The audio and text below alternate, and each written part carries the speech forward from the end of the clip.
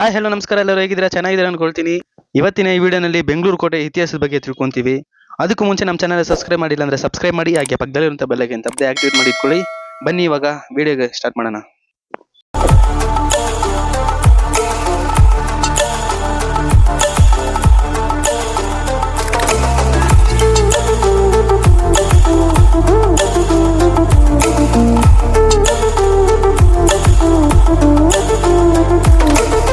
ಬೆಂಗಳೂರಿನ ಇತಿಹಾಸ ತಿಳ್ಕೊಂಡು ಹೋಗ್ತಾ ಇದ್ರೆ ಮೈ ಜುಮ್ ಅನ್ನುತ್ತೆ. ಅದರಲ್ಲೂ ಮುಖ್ಯವಾಗಿ ಈ ಬೆಂಗಳೂರು ಕೋಟೆ ಬಗ್ಗೆ ತಿಳ್ಕೋಬೇಕು ಅಂದ್ರೆ ನಿಜವಾಗ್ಲೂ ರೋಮಾಂಚನವಾಗಿರುತ್ತೆ. ಇದು ಯಾಕೆ ಕಟ್ಟಿದ್ರು, ಯಾವಾಗ ಕಟ್ಟಿದ್ರು ಅನ್ನೋದನ್ನ ಇವಾಗ ಒಂದೊಂದಾಗಿ ತಿಳ್ಕೊಂಡು ಹೋಗೋಣ. ಸರಿಸುಮಾರು 500 ವರ್ಷಗಳ ಹಿಂದೆ 1ನೇ ಕೆಂಪೇಗೌಡ ತನ್ನ ಮೈಸೂರಿನಂತೆ ಒಂದು ರಾಜ್ಯವನ್ನ ಕಟ್ಟಬೇಕು ಅಂತ ಬೆಂಗಳೂರಿನ ಸೃಷ್ಟಿ ಮಾಡಕ್ಕೆ ಶುರು ಮಾಡ್ತಾನೆ. ಅದಕ್ಕೆ ಮುಖ್ಯವಾಗಿ ಬೇಕಾಗಿರೋದು ಒಂದು ಕೋಟೆ. ಆ ರಾಜ್ಯವನ್ನ ಕಾಪಾಡೋದಕ್ಕೆ ಒಂದು ಕೋಟೆ ಬೇಕು ಅಂತ ಯೋಚನೆ ಮಾಡಿ ಅಚ್ಯುತರಾಯ ಅಂತಂದ್ರೆ ಆಗಿನ ರಾಜ್ಯದ ರಾಜ ಆಗಿರುವಂತಹ ಅಚ್ಯುತರಾಯನ ಬಳಿ ಹೋಗಿ ಐಡಿಯಾ ಬಗ್ಗೆ ಹೇಳ್ತಾನೆ. ಅಚ್ಯುತರಾಯನು ಈ ಐಡಿಯಾನ ಒಪ್ಪಿ 30,000 ವರಹಗಳು ಅಂದ್ರೆ ಇವತ್ತಿಗೆ 30,000 ಚಿನ್ನದ ನಾಣ್ಯಗಳನ್ನು ಕೊಡ್ತಾನೆ. ಆ 300 ವರಹಗಳನ್ನ ತಗೊಂಡ ಕೆಂಪೇಗೌಡ ಡೈರೆಕ್ಟು ಯಲಹಂಕದಿಂದ ಒಂದು 18 ಕಿಲೋಮೀಟರ್ ದೂರದಲ್ಲಿ ಶಿವನ ಸಮುದ್ರ ಒಂದು ಹಳ್ಳಿಗೆ ತಲುಪ್ತಾನೆ. ಅಲ್ಲಿ ತನ್ನ ಸಲಹೆಗಾರ ಗಿಡ್ಡೇಗೌಡ ಜೊತೆ ಬೇಟೆಯಾಡೋದಕ್ಕೆ ಹೋಗ್ಬೇಕಾದ್ರೆ ಒಂದು ಅಪರೂಪದ ದೃಶ್ಯ ನೋಡ್ತಾನೆ. ಆ ಜಾಗದಲ್ಲಿ ಒಂದು ಮೊಲ ಬೇಟೆಗಾರ ನಾಯಿನ ಓಡಿಸ್ಕೊಂಡು ಹೋಗೋದನ್ನ ಕೆಂಪೇಗೌಡ ನೋಡ್ತಾನೆ. ತಾನು ಹೇಗೆ ಸಾಮ್ರಾಜ್ಯ ಕಟ್ಟಬೇಕು ಅಂತ ಯೋಚನೆ ಮಾಡ್ತಿರೋ ಟೈಮಲ್ಲಿ ಈ ದೃಶ್ಯ ನೋಡ್ತಾನೆ. ಹಾಗೆ ಅದಲ್ದಿರ ಅಪರೂಪಕ್ಕೆ ತನ್ನ ಕನಸಿನಲ್ಲಿ ಲಕ್ಷ್ಮೀದೇವಿ ಬಂದಿರ್ತಾರೆ. ಇದೆಲ್ಲ ಒಂದು ರೀತಿಯ ಒಳ್ಳೆ ಸೂಚನೆಗಳು ಅಂತ ತಿಳ್ಕೊಂಡು ಕೋಟೆ ಕಟ್ಟೋದಕ್ಕೂ ಶುರು ಮಾಡ್ತಾನೆ. ಕೋಟೆ ಕಟ್ಟೋದಕ್ಕೆ ಚೂಸ್ ಮಾಡೋಂಥ ಒಂದು ಜಾಗ ಈಗಿನ ಅವನ್ಯೂ ರೋಡು ಮತ್ತೆ ಹಳೆ ಕಚೇರಿ ರಸ್ತೆ.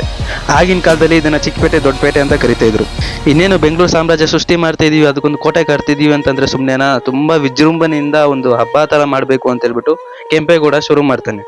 ಉಳುಮೆ ಮಾಡುವಂತಹ 4 ಎತ್ತುಗಳಿಗೂ ಅಲಂಕಾರ ಮಾಡಿ 4 ದಿಕ್ಕುಗಳಿಗೆ ಕಳಿಸ್ತಾನೆ. ಆ 4 ದಿಕ್ಕಿನಲ್ಲಿ 4 ಎತ್ತುಗಳು ಭೂಮಿಯನ್ನು ಹೊಡಿತಾ ಹೋಗ್ತಿರೋದನ್ನ ತುಂಬಾ ವಿಜೃಂಭಣೆಯಿಂದ ಆಚರಿಸ್ತಾ ಖುಷಿಯಿಂದ ಕಾರ್ಯವನ್ನು ಶುರು ಮಾಡ್ತಾನೆ. 1537 1ನೇ ಕೆಂಪೇಗೌಡ ಇದನ್ನ ಕಟ್ಟಬೇಕಾದ್ರೆ ಮಣ್ಣಿನ ಕೋಟೆಯಾಗಿ ಕಟ್ತಾನೆ.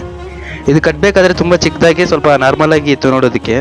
1ನೇ ಕೆಂಪೇಗೌಡ ಕಟ್ಟಬೇಕಾದ್ರೆ ಇದಕ್ಕೆ 9 ಬಾಗಿಲುಗಳಿರುತ್ತೆ, ದೊಡ್ಡ ದೊಡ್ಡ ಬಾಗಿಲು. ಇವಾಗ ನಾವು ನೋಡ್ಬೇಕಾದ್ರೆ 2 ಬಾಗಿಲುಗಳು ಸಿಗ್ತವೆ ಅಷ್ಟೇ. ಈ 9 ಬಾಗಿಲುಗಳಲ್ಲಿ ದಕ್ಷಿಣ ದಿಕ್ಕದಲ್ಲಿ ಇರುವಂತಹ ಒಂದು ದೊಡ್ಡ ಬಾಗಿಲು ಕಟ್ಟಿದ ಕೆಲವು ಕ್ಷಣಗಳಲ್ಲಿ ಕುಸಿದು ಬಿದ್ದೋಗುತ್ತೆ.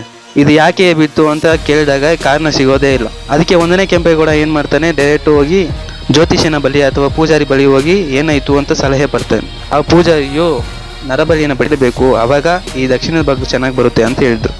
ಇದಕ್ಕೆ ಒಪ್ಪದ 1ನೇ ಕೆಂಪೇಗೌಡ ಅದೇನಾಗುತ್ತೋ ಆಗ್ಲಿ, ನಾನು ಏನ್ ಮಾಡೋದಿಲ್ಲ ಅಂತ ಹೇಳ್ಬಿಟ್ಟು ಬಿಟ್ಬಿಡ್ತಾನೆ. ಈ ವಿಷಯ ತಿಳಿದ ತನ್ನ ಸೊಸೆ ಲಕ್ಷ್ಮಮ್ಮ ಏನ್ ಮಾಡ್ತಾಳೆ ಅಂತಂದ್ರೆ, ಯಾರಿಗೂ ತಿಳಿದಿರೋ ಒಂದು ನೈಟು ತನ್ನ ತಲೆನ ಯಾರಿಗೂ ಗೊತ್ತಾಗದಂತೆ ಸಜ್ಜಿಲ್ಲದೆ ತನ್ನ ತಲೆ ದೊಡ್ಡ ಕತ್ತಿ ತಗೊಂಡು ತನ್ನ ಕತ್ತಿಗೆಯನ್ನು ಅಲ್ಲೇ ಆ ದಕ್ಷಿಣದ ಬಾಗಿಲ ಬಳಿ ಕತ್ತು ಕುಯ್ಕೊಂತಾಳೆ.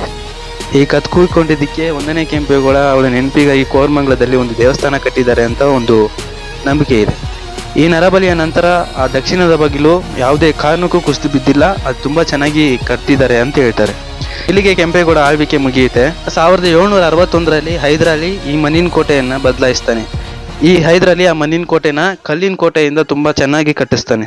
ತದನಂತರ ಹೈದರಾಲಿಯಿಂದ ತನ್ನ ಮಗನಾದ ಟಿಪ್ಪು ಸುಲ್ತಾನಿಗೆ ಆ ಕೋಟೆ ಕೈಗೆ ಬರುತ್ತೆ. ತದನಂತರ 1791 ಆಂಗ್ಲೋ ಮೈಸೂರು ಯುದ್ಧದಲ್ಲಿ ಇದು ಸ್ವಲ್ಪ ಹಾನಿಯಾಗುತ್ತೆ.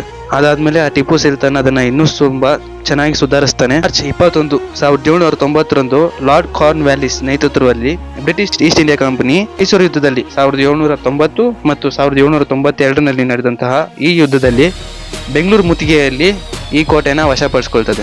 ಇಷ್ಟೆಲ್ಲ ರಾಜರ ಕೈ ಈ ಕೋಟೆ ಇವಾಗ ಗೌರ್ಮೆಂಟ್ ವಶದಲ್ಲಿದೆ. ಇವಾಗಿನ ಈ ಕೋಟೆನಲ್ಲಿ ಏನೇನಿದೆ ಅಂತಂದ್ರೆ, ಒಂದು ಗಣೇಶನ್ ಟೆಂಪಲ್ ಇದೆ, ಹಾಗೂ ಇಲ್ಲಿರುವಂತ ಒಂದು ಜೈಲ್ ಇದೆ.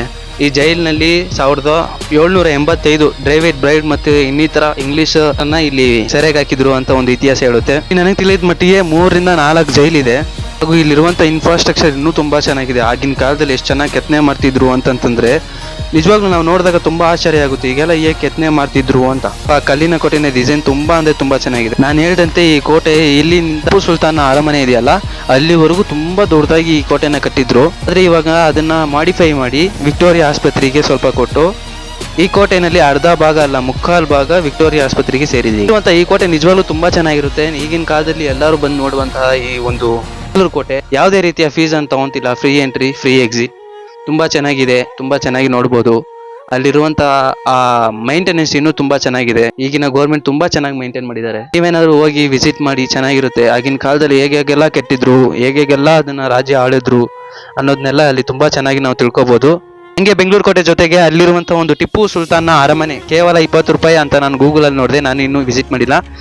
ನೀವು ಹಂಗೆ ಹೋಗಿ ಅದನ್ನ ವಿಸಿಟ್ ಮಾಡಿ, ಎರಡನ್ನೂ ವಿಸಿಟ್ ಮಾಡಿ. ಹಾಗೆ ಇನ್ನೊಂದು, ಪ್ರತಿ ಭಾನುವಾರ ನಮ್ಮ ಟಿಪ್ಪು ಸುಲ್ತಾನ್ ಅರಮನೆಗೆ ಬಂದು ಅಲ್ಲಿರುವಂತ ಕೈದಿಗಳನ್ನ ವಿಚಾರಿಸಿ, ಅಂದ್ರೆ ಈಗಿನ ಕಾಲದಲ್ಲಿ ಕೋರ್ಟ್ ನಲ್ಲಿ ಮಾಡ್ತಾರಲ್ಲ ಆ ತರ ನ್ಯಾಯ ಯಾರ ಕಡೆ ಇದೆ ಅಂತ ನೋಡಿ ತಪ್ಪಿರೋರ್ನ ಅಲ್ಲೇ ಇರುವಂತಹ ಸೆರೆನಲ್ಲಿ ಬಂಧಿಸ್ತಿದ್ದ ಅಂತ ಹೇಳ್ಬಿಟ್ಟು ಇತಿಹಾಸ ಹೇಳ್ತಾ ಇದೆ. ಇಷ್ಟೆಲ್ಲ ಹೇಳ್ತಾ ಈ ವಿಡಿಯೋನ ಎಲ್ಲಿಗೆ ಮುಗಿಸ್ಕೊಂತೀನಿ ಅಂತ ಹೇಳ್ತಾ ನೆಕ್ಸ್ಟ್ ವಿಡಿಯೋನಲ್ಲಿ ಸಿಗೋಣ. ಅಲ್ಲಿವರೆಗೂ see you, tata, take care, bye bye.